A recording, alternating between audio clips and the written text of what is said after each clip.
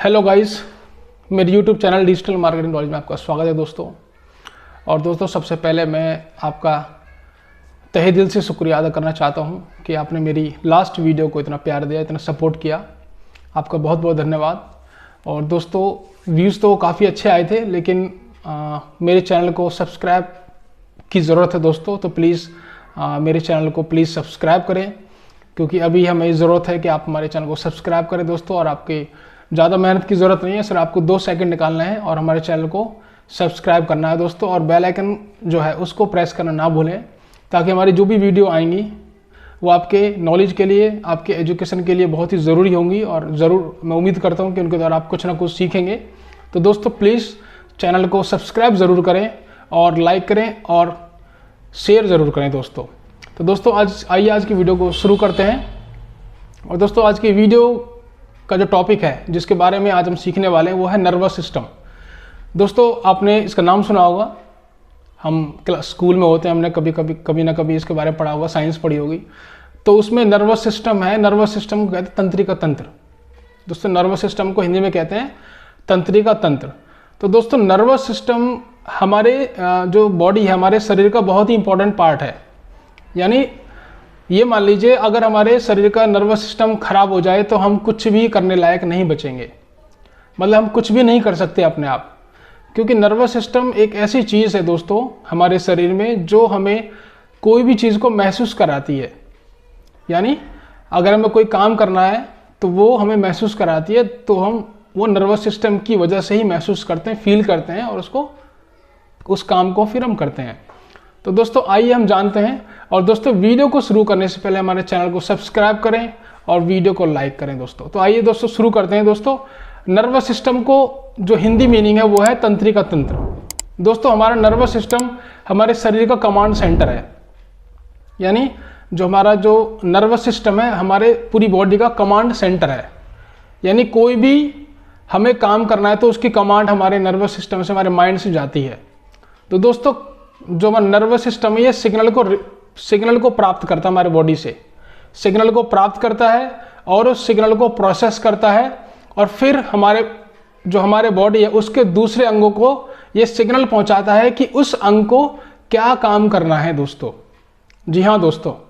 और उसे, जैसे सपोज हम चल रहे हैं या हमारे पैर में कोई कांटा लग गया या कोई हमारे पैर के नीचे पत्थर आ गया, तो वो सिग्नल जाएगा हमारे नर्वस सिस्टम के थ्रू, हमारे माइंड में जाएगा सिग्नल कि हमारे पैर में कुछ लग गया है। और फिर हम अपने हाथ से उसको क्या करेंगे, उस कांटे को निकाल लेंगे। या पत्थर लग गया है तो अपने पैर को मलेंगे, मतलब ताकि दर्द ठीक हो जाए।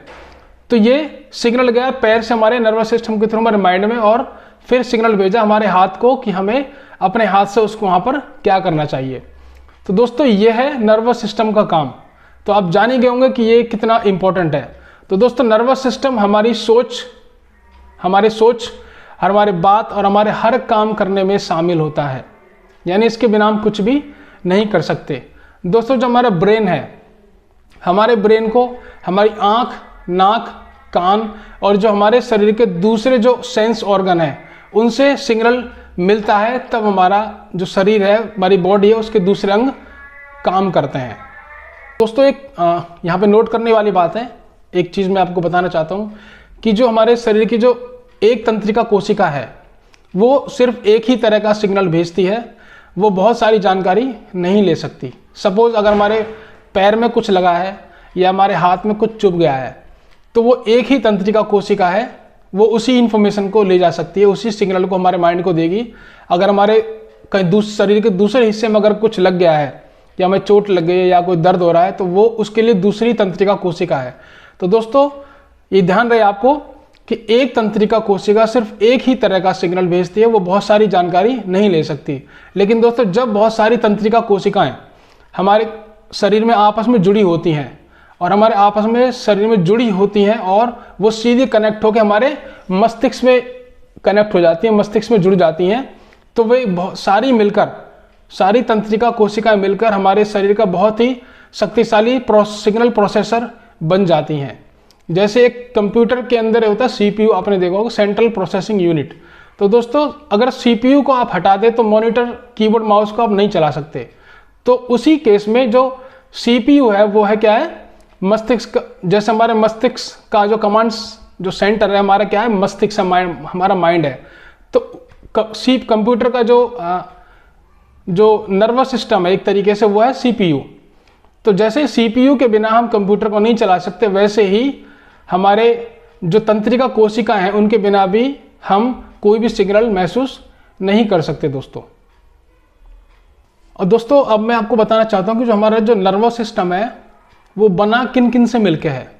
दोस्तों हमारा नर्वस सिस्टम 3 चीज़ों से मिलके बना है। वो 3 चीज़ कौन सी हैं? पहला है मस्तिष्क यानी ब्रेन, स्पाइनल कॉर्ड जो हमारी रीढ़ की हड्डी होती है जो नीचे से लेके या ऊपर हमारे माइंड में कनेक्ट होती है, दैट इज स्पाइनल कॉर्ड। और तीसरी जो चीज़ है वो है नर्व्स, जो तंत्रिकाएं होती हैं। तो दोस्तों इन 3 चीज़ से मिलकर हमारा नर्वस सिस्टम बना है।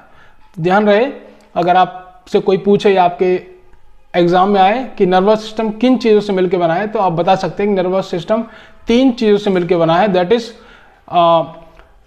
Brain, spinal cord and nerves, तंत्रिकाएं।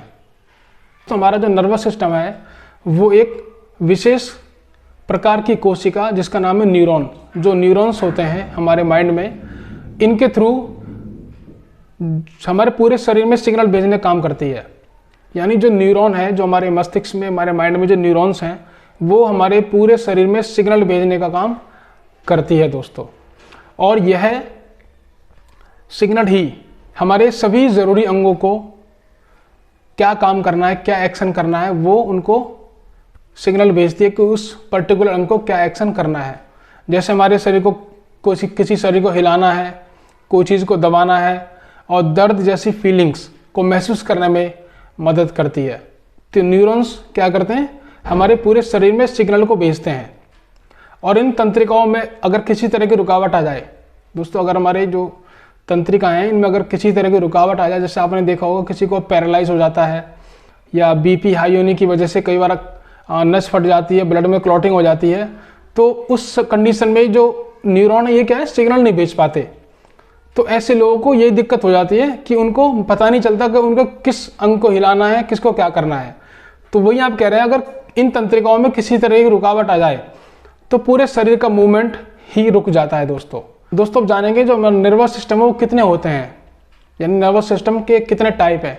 तो दोस्तों नर्वस सिस्टम 2 प्रकार का होता है। एक होता है, पहला जो है वो है सेंट्रल नर्वस सिस्टम, और दूसरा है peripheral nervous system. Central nervous system कहते हैं केंद्रीय तंत्रिका तंत्र। यह हमारे मस्तिष्क यानी हमारा माइंड और जो हमारा स्पाइनल कॉर्ड जो हमारा रीढ़ की हड्डी है उससे बना होता है, दोनों से मिलके। और जो हमारा दूसरा है पेरिफेरल नर्वस सिस्टम, दोस्तों ये बना होता है, इसको हिंदी में कहते हैं परिधीय तंत्रिका तंत्र। परिधीय तंत्रिका तंत्र यह उन नसों से बना होता है जो रीढ़ की हड्डी से निकलती हैं। यानी जो हमारी रीढ़ की हड्डी से जो नसें निकल के पूरी बॉडी में फैल रही हैं उनसे मिलके बना होता है। और ये जो नसें होती हैं शरीर के बाकी हिस्सों तक फैली होती हैं। तो दोस्तों लास्ट में हम जानेंगे जो हमारी उम्र है वो हमारे नर्वस सिस्टम को कैसे प्रभावित करती है। दोस्तों जैसे जैसे लोग बुजुर्ग होते हैं उनके मस्तिष्क में तंत्रिका कोशिकाएं होती हैं वो कम होती जाती हैं। जो तंत्रिका कोशिका होती है वो कम होती जाती हैं युवाओं की तुलना में, जो यंग हैं उनकी तुलना में। तो दोस्तों इससे क्या चेंजेस, इससे क्या बदलाव हमारे शरीर में आते हैं। जो पहला जो चेंजेस आता है दोस्तों वो आता है रिसेंटली, यानी हाल में जो घटनाएं हुई हैं उनको याद रखने में दिक्कत आना शुरू हो जाती है। यानी जो बुजुर्ग लोग हैं वो चीज़ों को भूलने लग जाते हैं। कोई उनके साथ कोई घटना हुई है, कोई बात हुई है तो वो उसको याद नहीं रख पाते, उसको भूल जाते हैं दोस्तों। और दूसरी जो दिक्कत आती है वो है शब्दों के इस्तेमाल में उन्हें दिक्कत आ जाती है। यानी कौन सी जगह पे किस वर्ड को, किस शब्द को इस्तेमाल करना है, इसमें उनको दिक्कत आने लग जाती है दोस्तों। और तीसरा है उनकी स्किन में फीलिंग की कमी हो जाती है। यानी जो उनकी स्किन है उनमें फीलिंग्स की कमी आ जाती है, यानी जल्दी से वो कोई चीज़ को फील नहीं कर पाते। सपोज कोई अगर उन्हें कोई चींटी या कोई कुछ काट रहा है तो उन्हें जल्दी से पता नहीं चलता, थोड़ा टाइम लगता है। और दूसरा है जो नेक्स्ट है वो है प्रतिक्रिया का समय का सुस्त हो जाना। यानी कोई भी चीज़ का रिस्पॉन्स लेट देना। अगर उन्हें कोई चीज़ का रिस्पॉन्स देना है तो उसमें वो क्या करते हैं, टाइम लेते हैं दोस्तों। और लास्ट में जो है वो है बॉडी में फ्लेक्सिबिलिटी की कमी। यानी जो हमारी बॉडी है, हम यंग होते हैं तो हमारी बॉडी में फ्लेक्सिबिलिटी अच्छी रहती है, तो जब उम्र हो जाती है तो हमारे जो शरीर है उसमें फ्लेक्सिबिलिटी की कमी आ जाती है। तो दोस्तों ये है हमारा नर्वस सिस्टम, जिसके बारे में आज मैंने आपको बताया कि नर्वस सिस्टम क्या होता है, कैसे काम करता है, कितने प्रकार का होता है, और जब हम बुजुर्ग हो जाते हैं तो हमारे नर्वस सिस्टम में क्या क्या बदलाव आते हैं। तो दोस्तों ये आपकी एजुकेशन के लिए, ये आपकी नॉलेज के लिए बहुत ज़रूरी है। और दोस्तों मैं उम्मीद करता हूं कि आज की वीडियो के द्वारा आपने कुछ ना कुछ ज़रूर सीखा होगा दोस्तों। और जो भी आपने सीखा है, जैसा भी आपको लगा है, तो कमेंट करके ज़रूर बताएं। और चैनल को प्लीज़ चैनल को ज़रूर सब्सक्राइब करें दोस्तों, ताकि हमारा चैनल बढ़े और ये इन्फॉर्मेशन ज़्यादा से ज़्यादा लोगों तक पहुँचे। और वीडियो को शेयर करना मत भूलिए दोस्तों।